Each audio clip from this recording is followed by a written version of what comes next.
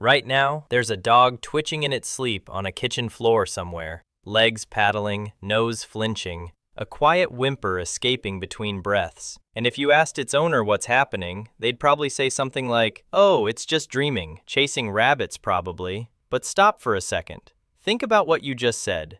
Dreaming. You said it like it was nothing, like it's obvious, like it's simple. It isn't, because dreaming isn't just sleep.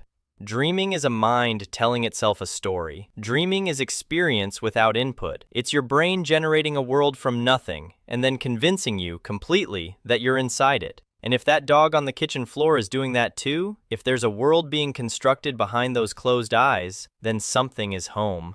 Something is watching.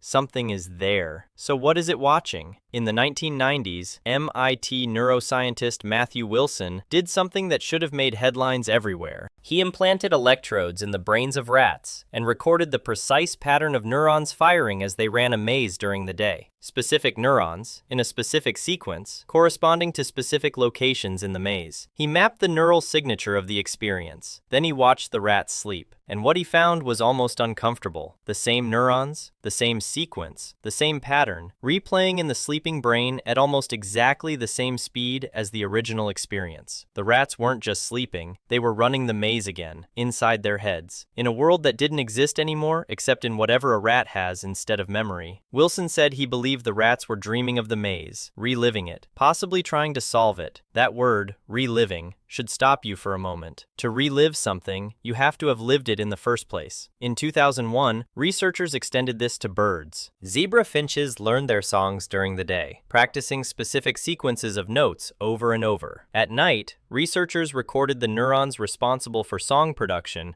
and found them firing in sleep, in the same order, rehearsing the same melody, note by note. Silent songs, sung to no one, in a sleeping brain. The birds were practicing in their dreams, working through something, getting better at something, while unconscious, in the dark. But here's the question that should bother you. Getting better implies caring about getting better. Rehearsing implies there's something you want to say. Why would a brain do that if there was nobody inside it? Why would the lights be on in an empty house? There's a structure in the brain called the hippocampus. In humans, it's the seat of memory formation, spatial navigation, the sense of where you are in the world and what happened to you there. Damage it, and you lose the ability to make new memories. You get stuck, perpetually in a present tense that can't become past. The hippocampus is ancient, evolutionarily speaking. It exists in almost every vertebrate on the planet. Fish have it. Reptiles have it. Every mammal on Earth has a hippocampus. And in every species they've checked, it does more or less the same thing. During sleep, the hippocampus replays the day. It stitches experience into long-term storage. It takes what happened and makes it part of you, which means every mammal on Earth is likely doing something like that every night, sorting through what happened, deciding what matters, filing things away. That sounds less like a machine running a maintenance cycle and more like a mind trying to make sense of its own life. But here's where it gets harder to resolve. We know the hardware exists. We know the replaying happens. What we cannot know, what science has not cracked and may never crack, is whether there's any experience attached to it. Whether there's something it feels like to be that rat, back in the maze that no longer exists, turning left at a corner that isn't there anymore. Philosophers call this the hard problem of consciousness, the difference between processing and experiencing, between a system that handles information and a mind that feels something about that information. Your brain does things you'll never be conscious of. Right now, without your knowledge, it's regulating your heartbeat,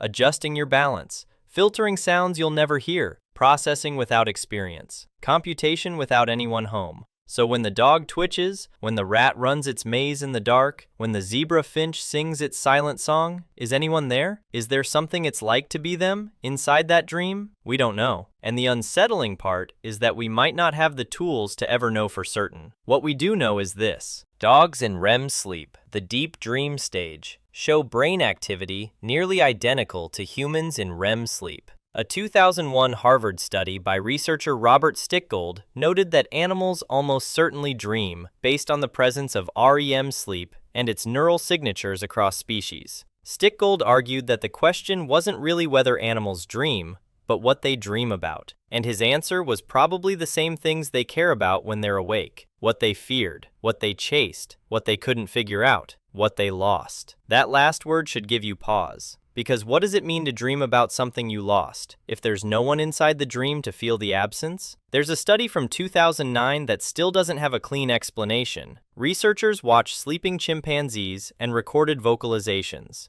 sounds made during sleep, unprompted, with no external trigger. Some of the chimps made distress calls, sounds associated, during waking hours, with fear, with threat, with alarm. They made them quietly, in the dark, alone, while unconscious. What were they reacting to? There was nothing in the room. There was nothing in the world. Whatever it was, existed only inside them. And then, there are the stories that researchers tell in footnotes and conference rooms, but rarely publish, because science requires evidence, and stories aren't evidence. The dog that whimpers in her sleep on the anniversary of her owner's death. The elephant at a sanctuary who wakes up screaming every few weeks. Screaming in the way elephants scream when they're in danger, except there's no danger. There's nothing there, nothing outside. And everyone who's worked with her long enough knows it started after she watched her mother be killed, years ago, in a place far away. You can call that a conditioned response if you want to. You can say it's just a neural pattern replaying without any accompanying experience. You can say there's nobody home, but you'd be choosing to say that. It wouldn't be because the evidence demands it. Here's what the evidence actually suggests. Dreaming, in some form, is not a human invention.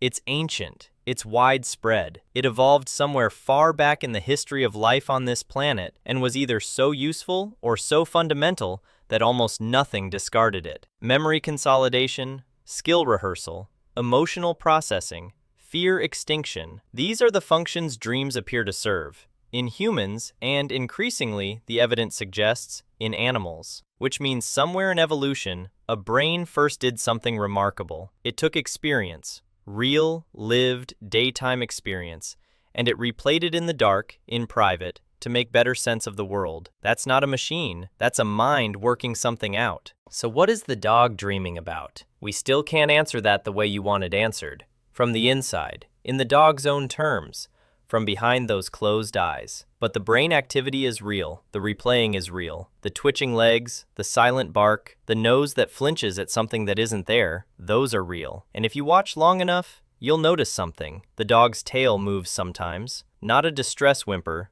not the paddle of pursuit, just the tail, slow, like it's greeting something, like something in there is familiar, like somewhere in that dreaming brain, something good is happening. We can't know what it is, but something is glad it's there. Maybe that's enough to ask you to think twice about what's asleep on your floor tonight. Because if there's a world being made behind those eyes, if there's a place where lost things are found, and solved things are solved, and feared things finally end, then that dog isn't just a dog lying on the floor. It's somewhere else entirely, and it took itself there.